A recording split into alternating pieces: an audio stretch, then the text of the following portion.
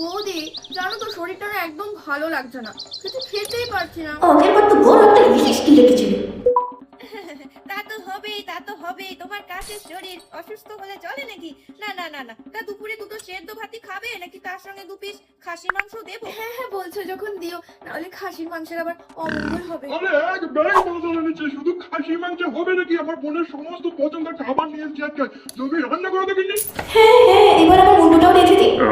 আরে দাদা, আয় আয়, বড্ড একা একা লাগছিল অনেকক্ষণ ধরে তোকে ছাড়া।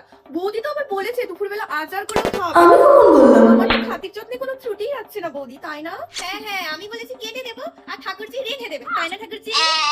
কি রে, এবারে অনেকদিন থাকবি তো নাকি? না না, ও বেশি দিন থাকতে পারবে নাকি? গ্রামে কত কাজ হয়ে যাচ্ছে, বাড়িতে ধুলো পড়ে যাবে, কোবরা তো থুরি। কবিতা ঠাকুরজি তো আবার ধুলো বালি পছন্দ হয় না, তাই না? না, এবার একটা ছেলেকে বলে দিয়েছি রোজ গিয়ে পরিষ্কার করে দিয়ে আসবে, তাই এবার আর অত তাড়া নেই, নিশ্চিন্তে আমি অনেক দিন থাকতে পারবো।